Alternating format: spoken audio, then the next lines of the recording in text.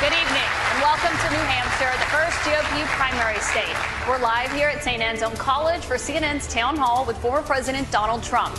I'm Caitlin Collins. Tonight, President Trump is here as he embarks on a campaign unlike any other in the history of U.S. presidential elections. He's the first former president in more than a century to seek a return to the White House, and he is currently leading the Republican field while also facing multiple criminal investigations and an indictment. Just yesterday, he was found liable for sexual abuse and defamation.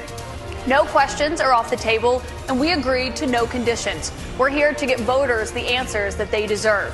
Our audience is made up of Republicans and undeclared voters who plan to take part in New Hampshire's Republican primary. They'll get the chance to question the former president directly. These voters and the issues that they care about the most will help decide if former President Trump will get a second chance to take on President Joe Biden. Please welcome the frontrunner for the Republican nomination, former President Donald Trump.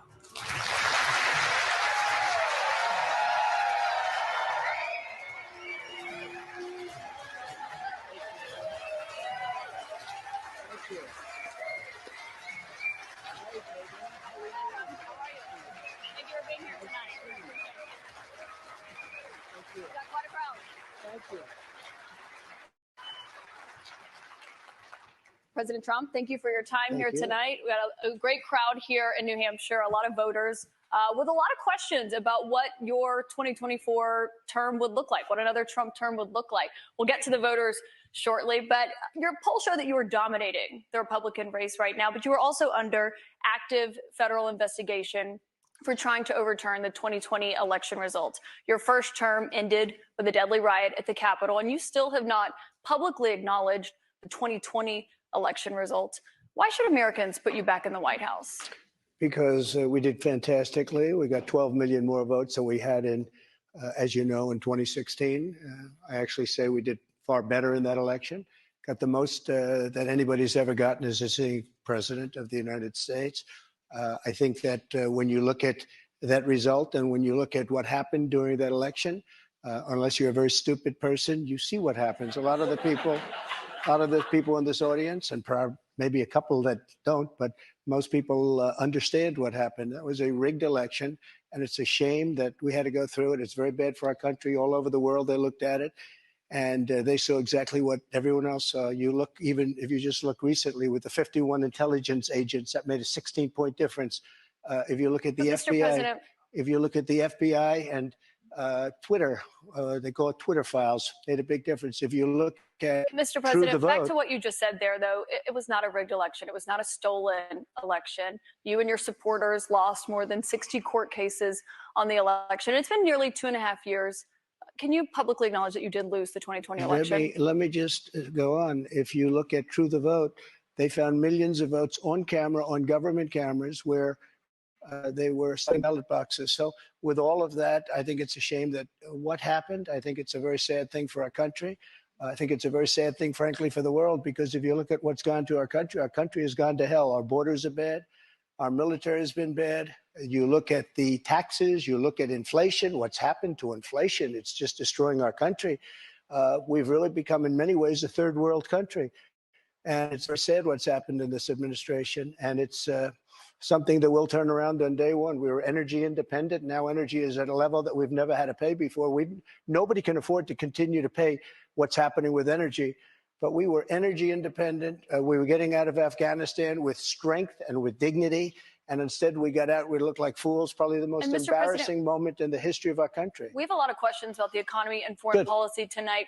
But what you just said there, Republican officials debunked those claims about fraudulent ballots. We want to give you a chance tonight. Who? Republican officials in Georgia and every single state. There is no, your own election officials, Mr. President. So we wanted to give you a chance. People were afraid to take on the issue, but we have a big problem in this country. We wanted to give you a chance to acknowledge the results. We have elections that were horrible. If you look at what happened in Pennsylvania, Philadelphia, if you look at what happened in Detroit, Michigan, if you look at what happened in Atlanta, millions of votes. And all you have to do is take a look at government cameras. You'll see them. People going to 28 different voting booths to vote, to put in 7 ballots apiece. But Mr. President, I have to stop you there because there is no evidence of that. Your own election officials testified to that and have said that Republicans in these states did this. In Georgia, there were multiple recounts, including a hand recount. We have questions about the claims that you're making tonight from voters on this topic. I want to bring in Scott Dustin from Concord. He works in insurance litigation. He's an undeclared voter. That's what they call independents here in New Hampshire, as you know. He did vote for you in 2020. Scott, what's your question for the president? Hi, President Trump. Welcome back to New Hampshire. Thank you. Will you suspend polarizing talk of election fraud during your run for president? Will I suspend, excuse me, what? Will you suspend polarizing talk of election fraud during your run for president? Yeah, unless I see election fraud. If I see election fraud, I think I have an obligation to say it. And you know what we went through a short while ago has really put our country in a big problem. I hope to do that. I hope we're going to have very honest elections. We should have voter ID. We should have one-day elections. We should have paper ballots instead of these mail-in votes. But the answer is yes, and I hope that it's going to be very straight up, because if it's going to be straight up, we're going to win the election. So you will suspend talk, to his question about the 2020 election on the campaign trail? I guess we're going to just win. We're at a point now. We're getting so close. Let's just win it again and straighten out our country. One other question on this.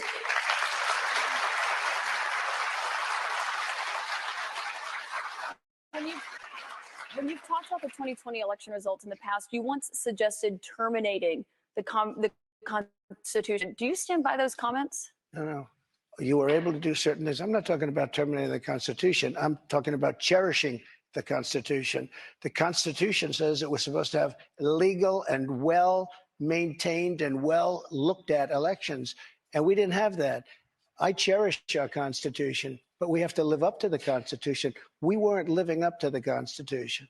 I was just saying there's no evidence of that election fraud. You did once tweet. You're supposed to say that, but I'm glad you say that. But look, that was a horrible election.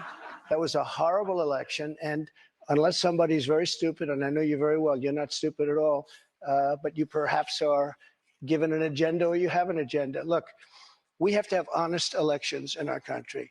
We have open borders.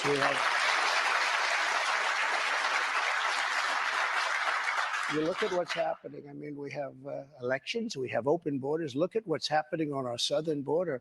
Millions and millions of people are coming here. They're being released from prisons. They're being released from mental institutions. And we have millions of people pouring into our country. And now they're getting rid of Title 42, which I put on, which kept people out that were sick. And Mr. President, we have a lot of questions about immigration to get to tonight. Obviously, that's a big topic, especially given what's expected to happen tomorrow. But I want to talk about the influence you have over your voters. It's very clear that you are very influential over them. You have a lot of impact. I've been to many of your rallies and seen it up close, which raised a lot of questions about the influence that we saw that you had on them on January 6th and your supporters when they attacked the Capitol. Do you have any regrets about your actions on January 6th? Well, you know, January 6th was, again, we go back to it, but January 6th had to do with the fact that hundreds of thousands of people, and you don't see the pictures very often. A lot of the people here probably were there. January 6th, it was the largest crowd I've ever spoken to. That was prior to the walk down to the Capitol building. I don't think, and I've spoken to hundreds of thousands of people. I've never spoken to a crowd as large as this. And that was because they thought the election was rigged. And they were there proud. They were there with love in their heart. That was an unbelievable, and it was a beautiful day. And what I was asked to do, I wasn't involved in it very much. I was asked to come in. Would I make a speech? I made a speech.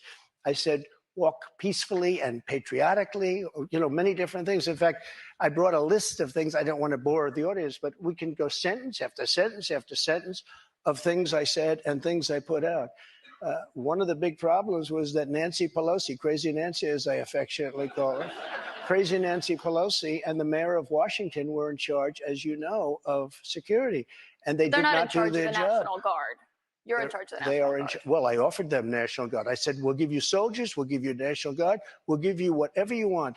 And they turned me down. And in fact, she turned me down. She turned me down in writing. They turned me down. But your acting defense secretary, Chris Miller, at the time, he says you never gave a formal order to deploy the National Guard. But when it came to that day, just the opposite. Chris Miller wrote a book, and he's a fantastic guy, and he was ready to go. They turned him down. If you look, the mayor of Washington, D.C., lovely lady, she said, we don't want it. We don't like the look. Nancy Pelosi said, oh, we don't like the look. If they would have had I offered them 10,000 soldiers, I said, it could be 10, it could be more, but I offered them specifically 10,000 soldiers. If they would have taken 500 soldiers, you wouldn't have had the problem. They turned it down. And if you look at the Inspector General report, he says they turned it down. They made a terrible mistake. Well, Chris Miller was your acting defense secretary. He says you never gave that order. But back to what happened on that day. He did not say that. He has testified that, Mr. He President. did not say that. But you said you weren't very involved that day. You did tell your supporters to come to Washington. You tweeted about it, about that speech that happened on the rally. Am I allowed to say that? When they went to the Capitol and they were breaking into the Capitol, smashing windows, injuring police officers, why did it take you 3 hours to tell them to go home? I don't believe it did. Oh, let me pull it out. I have to pull it out.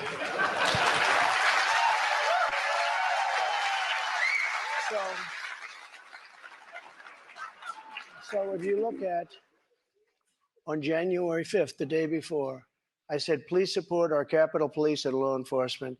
They are truly on the side of our country. Stay peaceful. Stay peaceful. This was the day before, and this was in the form of Twitter. Now I use Truth Social. I think it's far superior. Okay. I hope everybody's on Truth. If you look January 6th, just at before 2:30, I am asking for everyone at the U.S. Capitol to remain peaceful. This is right after, as it was happening. But what happened is they took it down. I don't know why. I think they took it down because it was so good. They didn't like it being up there. I am asking, and we didn't know until I got it back, because now I have 90 million people waiting for me to go back, but I'm on Truth and I'm staying on Truth. Listen, I am asking for everyone at the U.S. Capitol to remain peaceful. No violation. We want no violation. We want no violence. Remember, we are the party of law and order. Respect the law and our great men and women in blue. Thank you. That was at 2:30. That was very early. Mr. President, I looked at the same timeline that you did. No, but you didn't report that. You know why? Because it was taken down. We did report it. I was reporting that day. It was taken down and it wasn't. But when it was clear to you that they were not being peaceful, you saw them rushing the Capitol, breaking windows. They were hitting officers with flagpoles, tasing them, beating them up. When it was clear they weren't being peaceful, why did you wait 3 hours to tell them to leave the Capitol? They listened to you like no one else. You know that. They do. I agree with that. But so why didn't you tell them to go sooner? Nancy Pelosi and the mayor are in charge. I assume they were able to do their job. They weren't. But Pelosi's not in charge of Capitol And if you security. remember, I made a video right outside the Oval Office in the Rose Garden. And I'm very proud of that video. I didn't have a script. I don't need scripts like a certain person that's in there right now. The video, it came out much later after they had already attacked the Capitol. It was a great video. And it was a beautiful video. And it said, I mean, I don't want to read it all, but you have to go home now. We have to have peace. We have to have law and order. We have to respect our great people of law and order. We love the people of law and order. We can't play into the hands of these other people. We have to have peace. Please go home. I said that. You know what they did? They took that down. And to this day, it hasn't been put up. And the reason is it's so good and so conclusive that all of this nonsense and all of the tens of millions of dollars that have been spent are just wiped away with this one. And they've never put it back up. They had another one that they did the same thing. But that video that you referenced there, it wasn't posted until 4:17 p.m. No, I'll tell you. They breached the Capitol at 2 p.m. That video was posted 4:17 yeah, p.m. actually a little bit before that.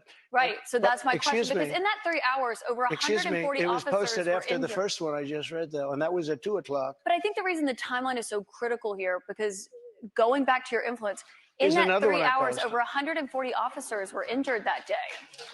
And a person named Ashley Babbitt was killed.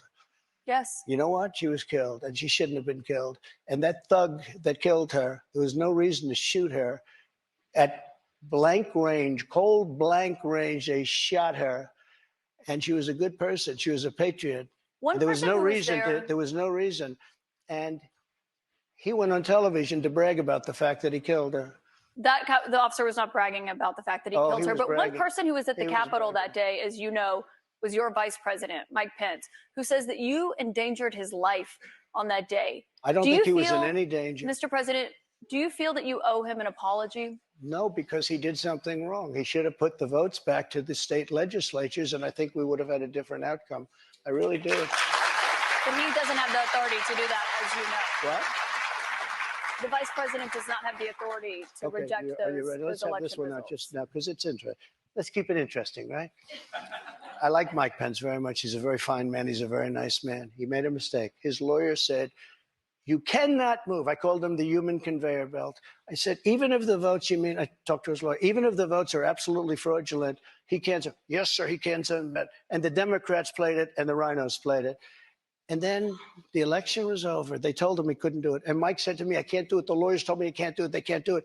But the lawyers were wrong because right after the election, they all met, the rhinos and the Democrats, and they worked out a plan to make sure that future vice presidents don't do what I said you could do. That's not what happened. You're referring to the Electoral Count Act. That's I've read that. There is no authority. No, legal excuse experts, me. including Republican legal experts, say that he does not have that authority, Mr. Caitlin, President. But I want to why move did on. they change the law then, saying that you can't do it? They didn't change the law. They strengthened the law because they were worried about Oh, they presidents strengthened it, exploiting. meaning you could do it.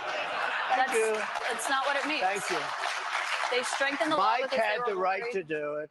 They convinced him he didn't, and it was a horrible thing for our country. If you would have sent those votes back to Georgia, Pennsylvania, and other states, Wisconsin, which if you look at Wisconsin, they virtually admitted now that the election was rigged. If They you have would have not sent admitted those that, Mr. votes back to President. many of those states, they would not come back in the affirmative. And remember what I said, and you just said it pretty much. You admitted what I said was right. They said he didn't have the right to do it. And he did have the right to do it. And that's why they changed the law, taking that right away. I should note that your campaign paid for a recount that happened in Wisconsin. It actually had more votes for President Biden by the end of it. But I want to move on to Wayne Byer. He's a retired attorney from North Conway. So many illegal votes were cast in Wisconsin. And if you look in Milwaukee, Wisconsin, they had so many illegal votes, they didn't even know what to do with them. You're absolutely wrong. Mr. President, there weren't any fraudulent votes in Wisconsin. I do want to get to the audience, though. We have questions for you from the audience. Wayne Byer is a retired attorney from North Conway. He has previously served in Republican administrations. He volunteered for the Republican Party in the 2022 midterms. He voted for you in 2020. What's your question for the president, Wayne? Thank you for coming, Mr. President. Thank you, Wayne. My question to you is, will you pardon the January 6 rioters who were convicted of federal offenses? I am inclined to pardon many of them. I can't say for every single one because a couple of them probably they got out of control. But, you know, when you look at Antifa, what they've done to Portland, and if you look at Antifa, look to so many other places. Look at what it did to Seattle and BLM. Many people were killed. These people, I'm not trying to justify anything. But you have two standards of justice in this country. And what they've done, and I love that question, because what they've done to so many people is nothing. And then what they've done to these people, they've persecuted these people. And yeah, my answer is I am most likely, if I get in, I will most likely, I would say it will be a large portion of them. You know, they did a very, and it'll be very early on. And they're living in hell right now. So when it comes they're to living pardons, in hell. And they're policemen, and they're firemen, and they're soldiers, and they're carpenters and electricians, and they're great people. Many of them are just great people. Mr. President, one of the people who was convicted was a former policeman, but he was convicted of attacking a police officer, I should note. But when you said you are considering pardoning a large portion of those charged with crimes on January 6th, does that include the 4 Proud Boys members who were charged and convicted of seditious conspiracy? I don't know. I'd have to look at their case, but I will say in Washington, D.C., you cannot get a fair trial. You cannot. Just like in New York City, you can't get a fair trial either. Speaking of New York, I want to ask you about a significant verdict that was reached yesterday. I know this is something you want to weigh in on as well. A Manhattan jury found that you sexually abused the writer E. Jean Carroll and defamed her. You've denied this. But what do you say to voters who say it disqualifies you from being president? Well, there aren't too many of them because my poll numbers just came out. They went up. Okay. I think I'm the only person in history who had a charge like that. And usually you leave office, you say, I'm sorry, but I'm going to back home. I'm back home to my family and everything. I'm going to be resigned.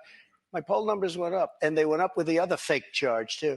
Because what's happening is they're doing this for election interference.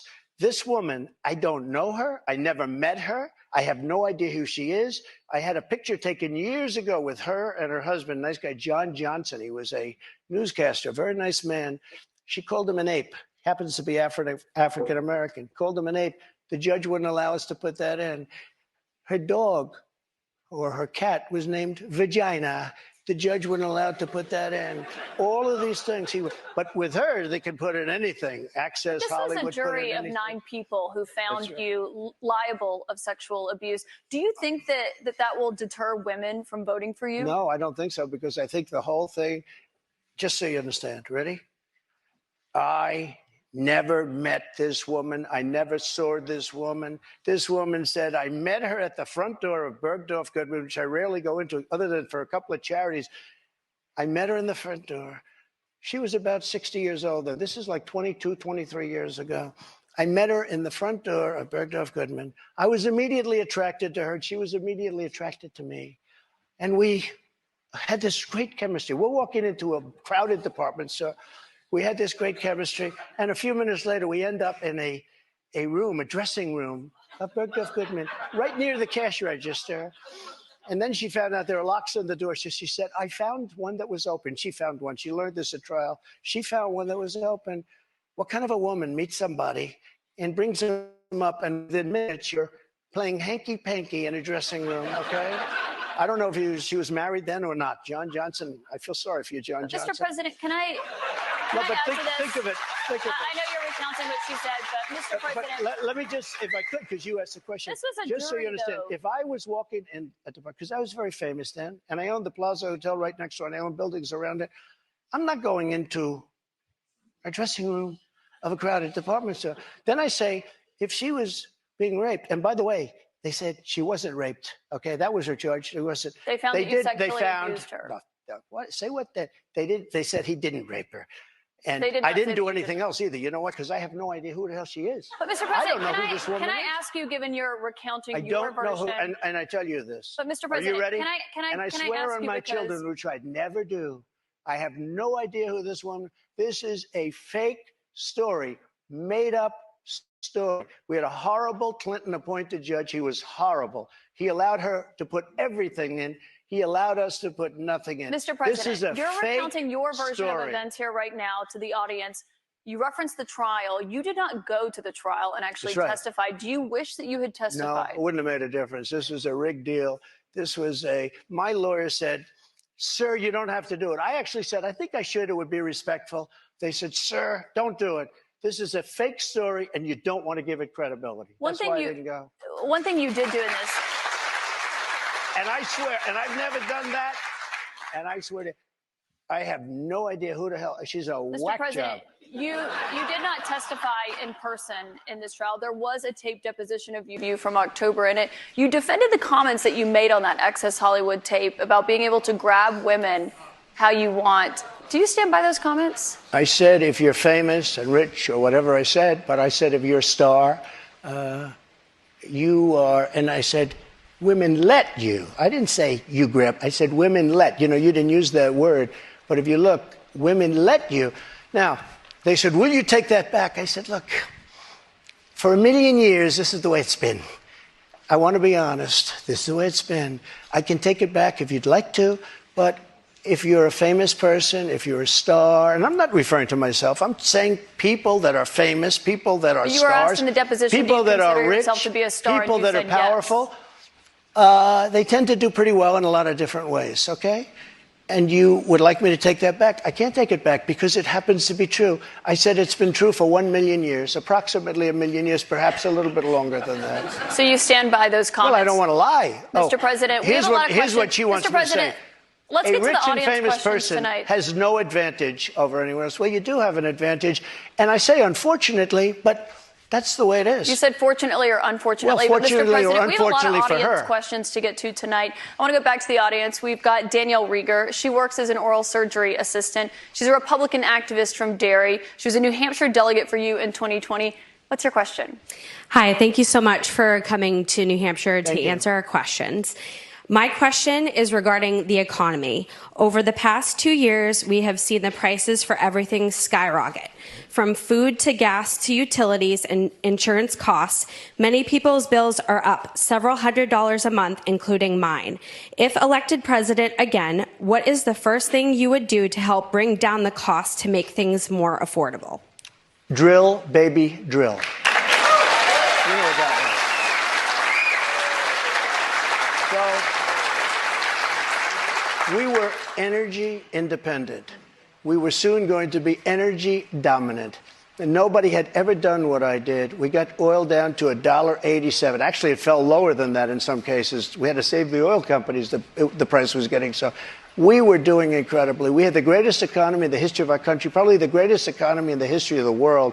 We were energy independent, soon to be energy dominant. We were going to be bigger than Russia and Saudi Arabia put together ×2. We have more liquid gold under our feet than any other nation. And these stupid fools ended it. And energy went from $1.87 and even lower for gasoline, for a car. They went from $1.87 to $5, $6, $7, $8, and even $9.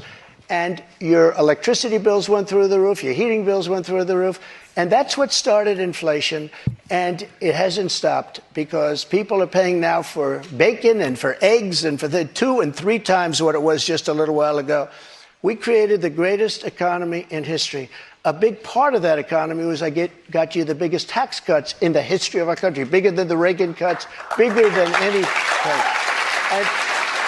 And also, Caitlin, as you know, we got the biggest regulation and regulatory cuts. This place was rocking, and then we were given a gift from China, and China paid a big price. And let me tell you something. I took in hundreds of billions of dollars in taxes from China, but prior to COVID coming in, and then I rebuilt the economy again, a second time. But we had, prior to COVID coming in as from China, from Wuhan, which I said it came from Wuhan. Everybody said, oh, you're wrong about that. You're wrong. It came from Wuhan. I said it right from day one. So we had the greatest economy in the world. Here's the story. They made energy so high, and energy is all invasive. It is massive as an industry and as a cost. It lifted everything. If you made donuts, no matter what you did, and we had inflation, the likes of which I guess we haven't had, they said, for 52 years, but I think more than that. We had no inflation. We had the lowest energy prices we've had in decades. This country was rocking and rolling. And by the way, we had the most secure border in the history of our country. Mr. President, we have more questions on the economy. I want to make sure we get to all of those. As you know, the U.S. right now could be just 3 weeks away from defaulting on its debt. That could mean millions of jobs lost, people not getting their Social Security payments. People believe it would put the U.S. economy into a recession. On that topic, I want to bring in Marta Cervella, a student here at St. Anselm. She is an undeclared voter who did not vote in 2020. Marta, what's your question? Hi, Mr. President. Hi, thank you. So my question is, what do you think about the United States' current debt situation, and how can we move forward? Such an important question. So we're at $33 trillion, a number that nobody ever thought possible. When we had our economy rocking and rolling just prior to COVID coming in, like literally, we were making a fortune. And oil, we were going to make so much money from oil, we were going to start paying off debt. But then with COVID coming in, we had to do other things. We had to keep this country alive because it was so serious. But we have to get the country back. We have to lower energy prices. We have to lower interest rates. Interest rates are through the roof. Energy has to come down. It all has to come down, and we have to start paying off debt. But when we have a debt limit, and they use that very seriously with me. They came in, Schumer came in with Nancy Pelosi, and they were using it. We'll violate it. We'll do whatever. They talked a whole lot different than they do right now. I say to the Republicans out there, congressmen, senators, if they don't give you massive cuts, you're going to have to do a default. And I don't believe they're going to do a default because I think the Democrats will absolutely cave because you don't want to have that happen. But it's better than what we're doing right now because we're spending money like drunken sailors. So just to be clear, Mr. President, you think the U.S. should default if the White House does not agree to the spending cuts Republicans are demanding? You might as well do it now because you'll do it later. Because we have to save this country. Our country is dying. Our country is being destroyed by stupid people, by very stupid people. You once said that using the debt ceiling as a negotiating wedge just could not happen. You said that when you were in the Oval Office. That's when I was president. So why is it different now that you're out of office? Because now I'm not president.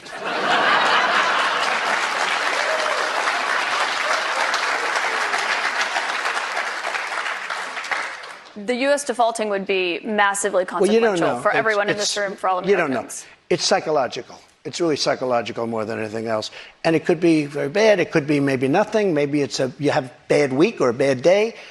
But look, you have to cut your costs.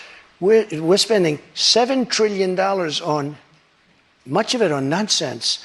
$7 trillion on nonsense. We've got another question from a voter tonight. Get all of that money that was wasted, and frankly, the Senate should have never approved it. Get all that money that was wasted, and if they don't get rid of that, you'll have to default. Okay? Mr. President, we've got another voter here tonight. And by the way, you're going to default eventually anyway, but it's going to be much messier.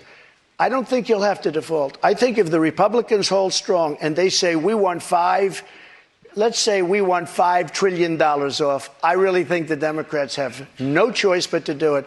And if I win, they're going to be doing the same thing to me in 2 years. I guarantee you that. Mr. President, we've got another voter here game, tonight. And they did that before. Bobby Petrino has been waiting very patiently. Sure. He's a student at St. Anselm. He's a member of College Republicans. He's an undeclared voter right now. He supported you in 2020. Bobby, what's your question for President Trump? Hi, thank you for coming.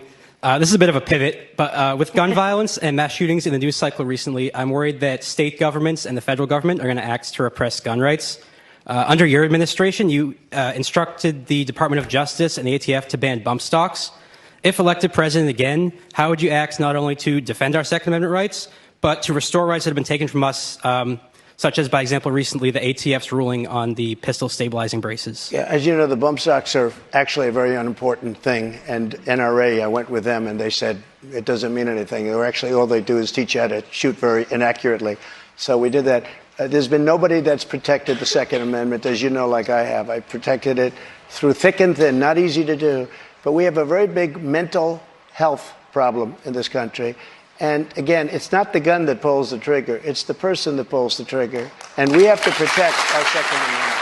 We have to protect our Second Amendment. Mr. President, you dealt with a lot of mass shootings when you were in office. This year, there have already been more than 200 mass shootings in 2023. If you are reelected, are there any new gun restrictions that you would sign into law? I would do numerous things. For instance, schools. We would harden, very, very much harden. And I'm a very believer. I believe in teachers. I love teachers. I think they're incredible. And they love the children, not quite like the parents, but they love the children in many cases almost as much. Many of these teachers are soldiers, ex-policemen. They're people that really understand weapons. And you don't need 5% of the teachers would be more than you could ever have if you're going to hire security guards. But in addition to that, have security guards. You have to harden your entrances. You have to make schools safe. And you can make other places safe. But it is a big mental health problem in this country more than anything else. And remember, we have 700 million guns, 700 million. Many people, if they don't have a gun, they're not going to be very safe. I mean, if they don't have a gun, it gives them security. Now, you need them for entertainment, you need them for hunting, you need them for a lot of different things. But there are people that if they didn't have the privilege of having a gun in some form, many of them would not be alive today. You know, there's a certain country that had a very strict policy on guns, very, very strict. Which country? Brazil, okay. Brazil, very strict. And the former president of Brazil, and the killing was incredible. They were walking into people's homes and killing people. They had no protection. He said, go out and buy guns. People went out and bought guns, and it went way down. The numbers went way down because they had security. If you look at Chicago, Chicago has the single toughest gun policies in the nation. They are so tough you can't breathe. New York, too, and other places also. All of those places are the worst and most dangerous places. So that's not the answer. No new restrictions that you would sign if reelected, Mr. President. I want you to meet Julie Miles, a registered nurse from Merrimack. She's a Republican who voted for you in 2020. Julie, what's your question for the president? Thank you, Mr. President. Thank you. I appreciate you answering this question this evening. How do you plan to appeal to women voters in New Hampshire who are concerned about the Dobbs decision and how states may change their laws? It's such a great question, and it was such a great victory, and people are starting to understand it now. You know that they wanted to bring it back to the states, but that was probably the least important part of that victory. Getting rid of Roe v. Wade was an incredible thing for pro-life because it gave pro-life something to negotiate with. Pro-life had absolutely nothing being stuck in Roe v. Wade to negotiate with. And now what's happening, and I see it all over, deals are being made, deals are going to be made. And look, everybody that was president wanted to get rid and tried to get rid of Roe v. Wade. You mean for 50 Republicans? years. Republicans. For 50 years, this has been going on. Actually, a couple of Democrats, too. But for 50 years, this has been going on. I was able to do it, and I was very honored to do it.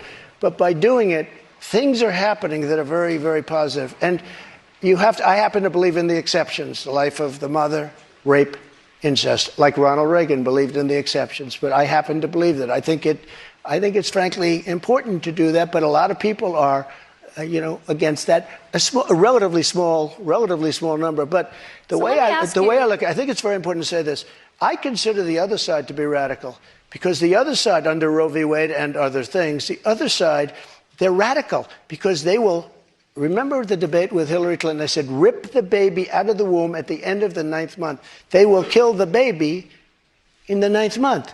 If you look at that crazy governor of Virginia from the former governor, where he said, no, the baby will be born, and then we'll decide essentially whether or not to execute the baby. But, Mr. President, can we talk about what you would do if these are the radical people. Re-elected? It's not the pro-life people that are radical. But if you are re-elected and you're back in the Oval Office and you get legislation to your desk, would you sign a federal abortion ban into law? What I'll do is negotiate so that people are happy. But the fact that I was able, I'm so proud of it. We put 3 great justices on the Supreme Court. We have almost 300 federal judges on the Supreme Court. So just to be clear, Mr. President, you would sign a federal abortion ban into law. I said this. I want to do what's right, and we're looking, and we want to do what's right for everybody. But what's right? But now, for the first time, the people that are pro-life have negotiating capability because you didn't have it before. They could kill the baby in the 9th month or after the baby was born. Now they won't be able to do that. But I think this is a really important question for you to answer because this is something every Republican, including those who are running against you for the nomination, are being asked about is, would you sign a federal abortion ban into law? And many of them are going to give you the same answer as I am. First of all, I am honored to have done what I did. And a lot of people said in 150 years, he's now the most consequential president because he saved so many lives. And I'm honored to have done it. And because of what I've done, we now have a great negotiating ability. That's what I do in life. I negotiate. We have a great negotiating ability, and I think we're going to be able to get something done. But what do you mean negotiating ability? Because the question that Republicans have, and some of your allies on Capitol Hill say that they want to introduce legislation when it comes to banning abortion. If they send it to your desk, would you sign it? Some people are at 6 weeks. Some people are at 3 weeks, where's 2 weeks. President Trump? President Trump is going to make a determination what he thinks is great for the country and what's fair for the country. But the fact that I was able to terminate Roe v. Wade after 50 years of trying, they worked for 50 years. I've never seen anything like it. They worked, and I was so honored to have done it. We are in a very good negotiating position right now, only because of what I was able to do. And remember this, again, you talk about radicalism. People that will kill a baby in the 9th month or the 8th month or the 7th month or after the baby is born, they're the radicals, not the pro-life. I just want to give you one more chance, though, because you did not answer whether or not you'd sign a federal abortion ban or how many weeks into pregnancy you believe abortion should be banned. Yeah, but I've given you the answer probably 4 times already. Which one is it, I'm looking at a solution that's going to work. Very complex issue for the country. You have people on both sides of an issue. But we are now in a very strong position. Pro-life people are in a strong position to make a deal that's going to be good and going to be satisfactory for them. If you weren't able to get rid of, you wouldn't even be having a discussion. If you weren't able to get rid of Roe v. Wade, which put pro-life in a dead position, a horrible position, they could kill the baby at any time they wanted to. But we did something that nobody thought was doable. And other Republican presidents, and others, by the way, They wanted to get it out. They also wanted to bring it back to the states, but bringing it back to the states is a less important issue But that's why than it's the the issue that question we about a just talked federal about. abortion ban. You Well, did not say yes or no to it that. You did depends not say how many It weeks. depends what the deal is. Lindsey Graham's You did not say a good how many man. weeks. He's got an idea, and a lot of other people have an idea.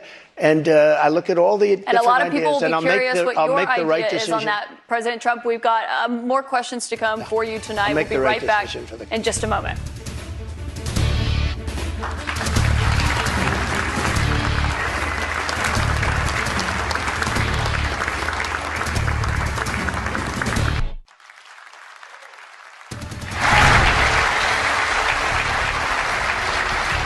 Welcome back to CNN's Republican Presidential Town Hall with former President Donald Trump.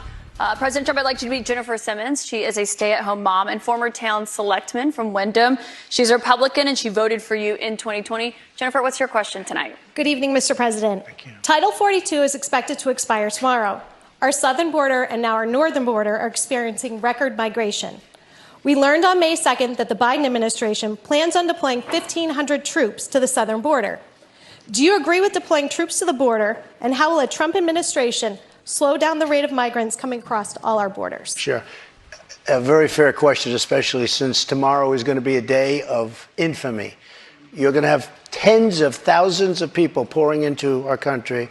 Even the judge, the judge overruled them when they wanted to terminate it early. And he said, that you better extend this thing. The judge in Texas said, I hope you're going to extend this, but this is my policy that they're letting terminate because they lost in court. They wanted to go earlier. You're going to have millions of people pouring into our country right now at a level that nobody's ever seen before. These people are sick. Anybody that wants this to happen to our country, they're destroying our country, and this should not be allowed to happen. How they're not going to do a version of Title 42 or my Title 42, which was tough. If people are sick and have infectious diseases and lots of other problems, we don't want them being into our country. We have enough problems right now. We have problems like we've never had in the history of our country. But Mr. President, our country is being destroyed. The reason it's ending is because the health policy, the COVID era pandemic emergency, is coming to an end. That's what Title 42 was. You put it in place because That's of COVID. True, but when it comes to big questions about what your immigration policy would look like if you are reelected, some of your Republican rivals have criticized you for not fulfilling the promises that you made on the campaign trail, like finishing the border wall. So how did voters know that you would get those done if you're reelected? I did finish the wall. I built a wall. I built hundreds of miles of wall, and I finished it. And then I said, we have to build some more because there are areas like water going through a dam. There are some areas where a lot of people are coming. You close up one, and they come into another.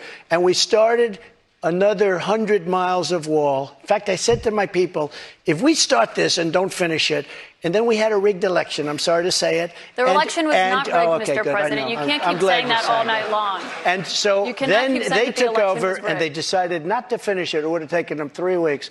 I built hundreds of miles of wall. If we didn't have it, it would be hard to believe it could be any worse. They're just letting people flow into our country. Look, a country has to have borders. There's never been anything like is happening to our country right now. You built about 52 miles of new wall when you were in office, Mr. President. It wasn't the complete wall. One other thing that with no, but I have to respond to that. With your immigration, it was only about 52 miles of new wall. This is what she does. I built hundreds of miles. Some of the wall was up there, and it would be laying on the ground, rusted, rotten steel, rusted, rotten wood, and what the radical left crazy Democrats did, if there's a piece of wood laying down, they consider that a wall. I built 30-foot walls that go down 7 feet into the ground. If there was a little piece of wood sitting in the ground, they said, oh, he's not building a wall. We already had a wall. Because this is the game. They're a party of disinformation. It's not a game, Mr. President. It's about 52 miles of new wall. One other immigration policy you had when you were in office. I built new wall. 52 miles for hundreds of miles. CBP, Mr. What I did is I replaced other wall that was laying down, that was up and rotting in the ground for 30 years. Some of it was steel that you couldn't even see. Mr. President, it was only about 52 miles of new wall. But moving on, another immigration policy you had was the zero tolerance immigration policy that separated families at the border. If you are reelected, are you ruling out instituting that? Well, when you have that policy, people don't come. If the family hears that they're going to be separated, they love their family. They don't come. So I know it sounds harsh, but if you remember they said I was building prisons for children. It turned out that it was Obama that was building But the would you prisons for the children. re-implement that if you're reelected? Is Well, that what you're saying? we have to save our country, all right? We So it can't sounds like afford, that's a yes. No. When you say to a family that if you come, we're going to break you up, they don't come. And we can't afford to have any more. Look at New York City. Look what's happening. They're living in Central Park in New York City. The city is being swamped. Los Angeles is being swamped. Iowa is being swamped. Our whole country is being destroyed. Millions of people are coming into our country. And you know what the number is going to be, in my opinion, by the end of the year? Not the 4 million that you hear and the 3 million and 2. I think it's going to be 15 million people.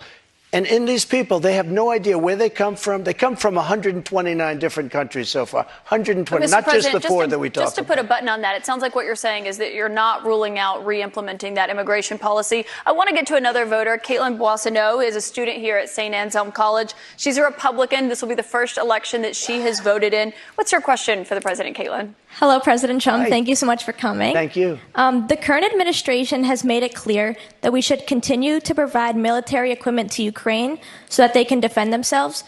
Do you support this decision, and how would you deal with the increasing threat posed by Vladimir Putin? First of all, thank you very much. It's really nice. And it's an important question, so important, because we're giving away so much equipment. We don't have ammunition for ourselves right now. We don't have ammunition for ourselves. We're giving away so much. But here's the thing. I have to say it to start off. No longer matters. If I were president, this would have never happened. And even the Democrats admit that. Putin knew it would have never happened. And his pipeline would have never happened. A lot of things would have never happened. But this would never have happened. And all those dead people, both Russian and Ukrainian, they wouldn't be dead today. And all those cities that are blown up and disintegrated right to the ground, that wouldn't have happened. Okay, now, here's the problem. We've given so far $171 billion. They've given, meaning European Union, which is approximately the same size altogether as our economy. They've given about 20. So we're at 170, let's say, and they're at 20. You don't have to know too much about history to realize, or geography, to realize that they're a little bit more affected than we are, okay?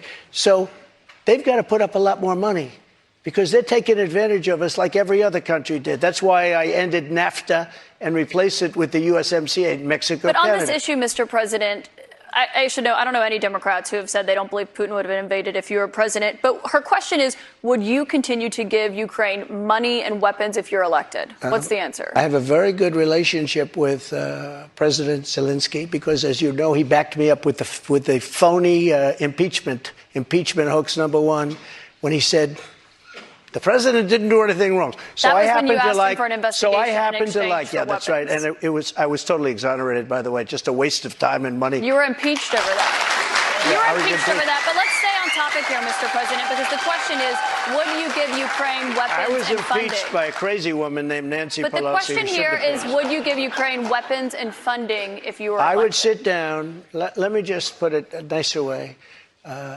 If I'm president, I will have that war settled in 1 day, 24 hours. How would you settle that war in 1 day? Because I'll meet with Putin, I'll meet with Zelensky.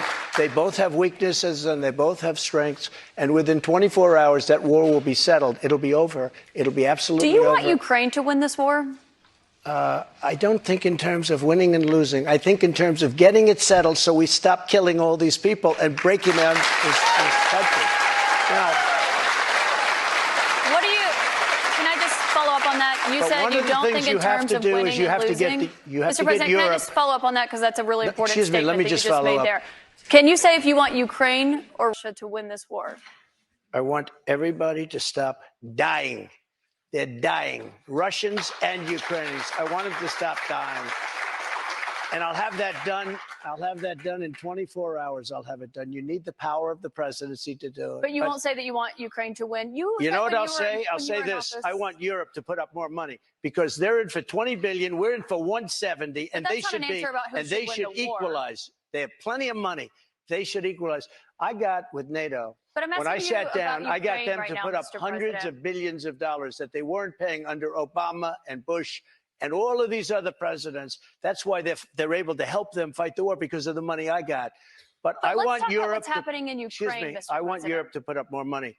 because they're laughing at us. They think we're a bunch of jerks. We're spending $170 billion for faraway land, and they're right next door to that land, and they're in for 20. I don't think so. When it comes to what's happening there, when you were in office, you said that you respected President Putin. Do you still respect him today? He made a tremendous mistake. He was a smart guy, you know. I remember I said he was smart, she was smart. He said President Xi of China, right, is smart. Okay, 1.5 billion people. He's the ruler of 1.5 billion people. I said, yeah, he's a smart guy. How dare he say he's smart? Of course he's smart. They want you to say he's a stupid person. Okay, he's not a stupid person. He's very smart. He's very cunning. And Putin made a bad mistake, in my opinion. What was his mistake? His mistake was going in. He would have never gone in if I was president. We used to talk about it, though. Do you believe he is a war criminal? What? Do you believe that Putin is a war criminal?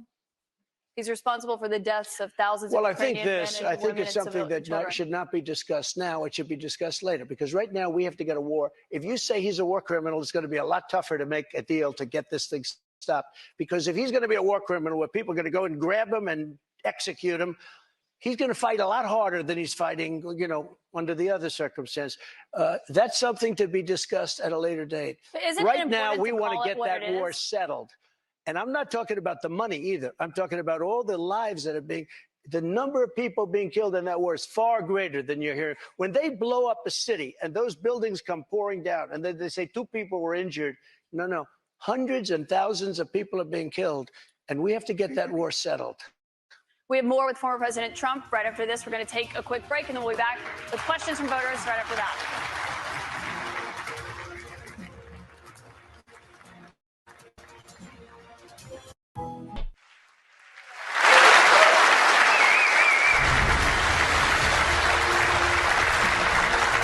Welcome back to CNN's Republican Presidential Town Hall with former President Trump. President Trump, we have a lot more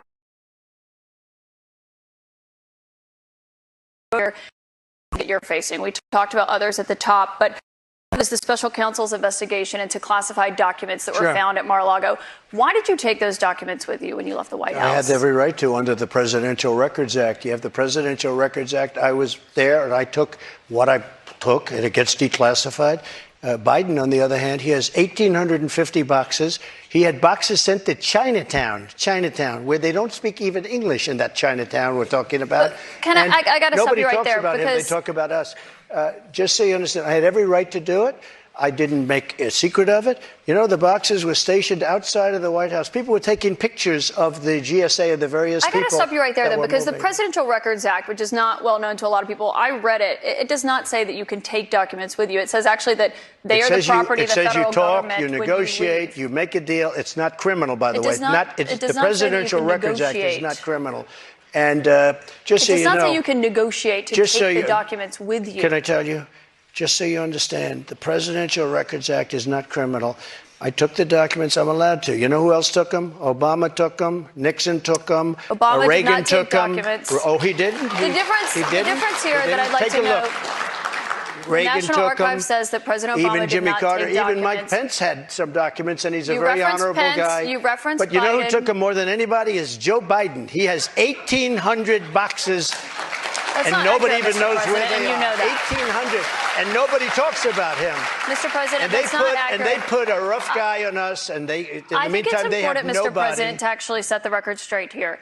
They took documents, including President or Vice President Pence.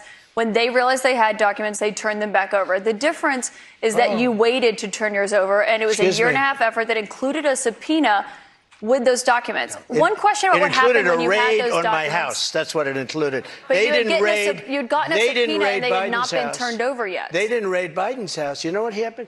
They put him in the house. That's the one with the Corvette where the documents were laying all over the floor. That was fine.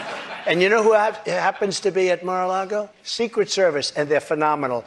I have Secret Service. He didn't have Secret Service. The other thing, the vice president cannot declassify. He didn't have the right to declassify. He has documents from when he was a senator.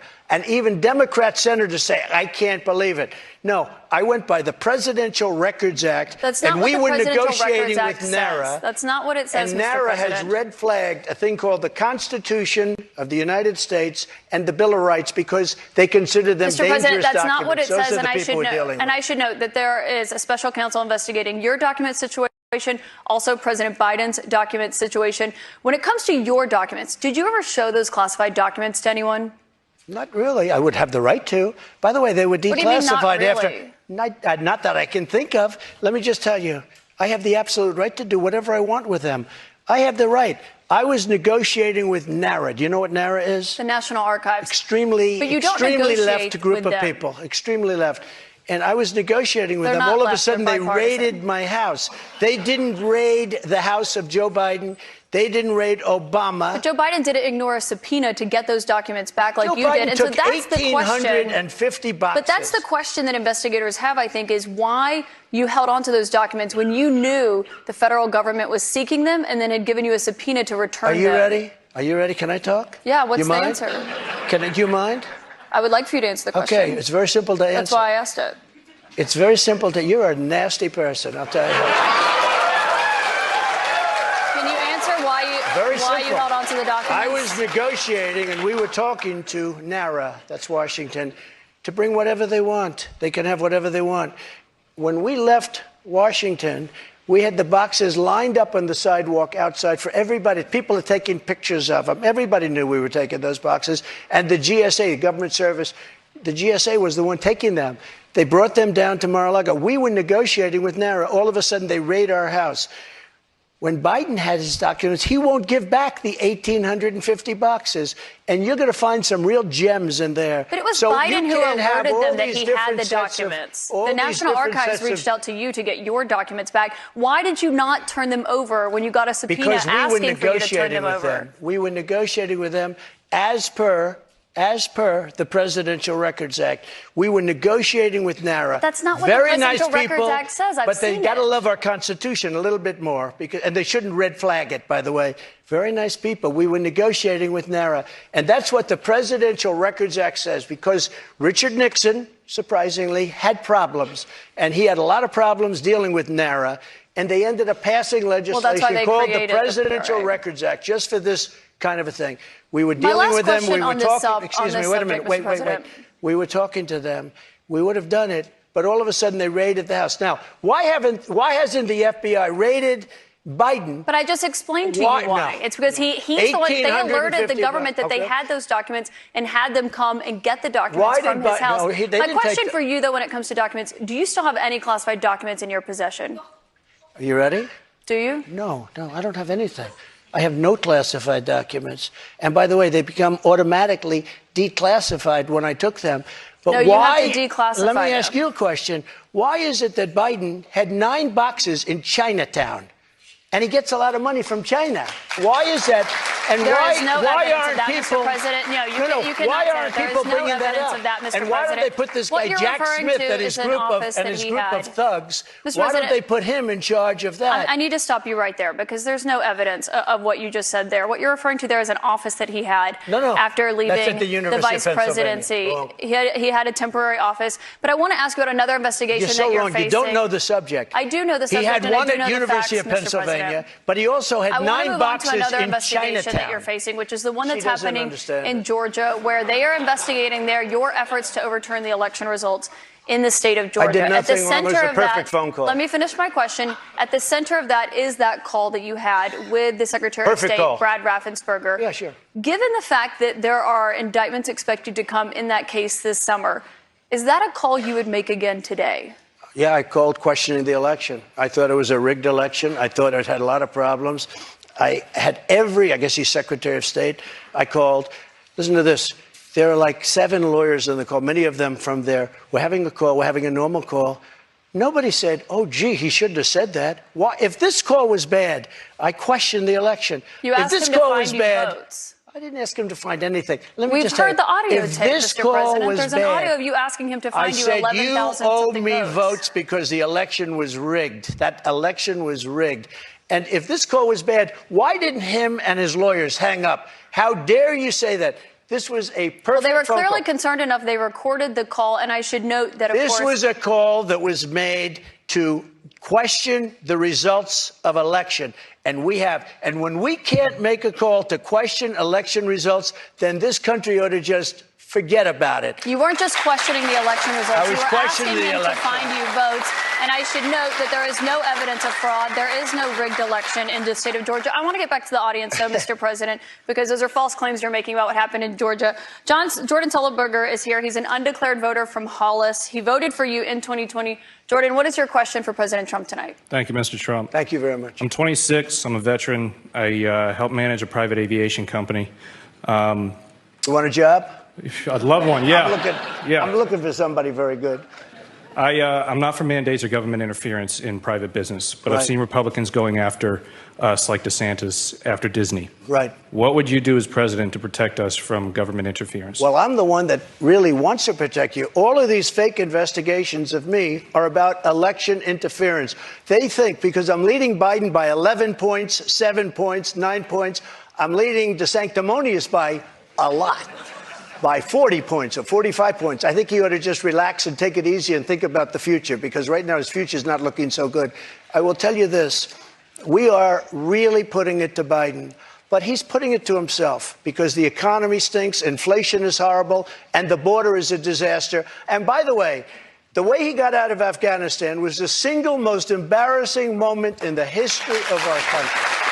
Mr. President, I have one more question for you here tonight, and I think while we're in front of the voters here in New Hampshire, this is a fundamental question for you. You are running in the 2024 race. If you are the Republican nominee and you are in that 2024 race, will you commit tonight to accepting the results of the 2024 election? Yeah, if I think it's an honest election, absolutely, I would. Will you commit to accepting the results of the election regardless of the outcome? Do you want me to answer it again? If I think it's an honest election, I would be honored to. And right now, we are so far ahead of both Democrat and Republican. And you know what? If I don't win, this country is going to be in big trouble. It's so sad to see what's happening. But no commitment there on the accepting the results regardless of the outcome. If it's an honest election, correct, I will. Okay, so not committing to accepting the 2024 election results or acknowledging what happened in 2020. President Trump, I want to thank you for coming here tonight. This is an important conversation with voters to hear and to have. Thank you to our audience and to our host, St. Anselm College. CNN's coverage continues with Anderson Cooper and Jake Tapper. Thank you. Thank you very much. Thank you very much, Katie. Good job. Thank you, Katie. Thank you very much. I like you guys. We love New Hampshire. Thank you. Thank you, Woody. Good luck, Woody. Thanks, everyone.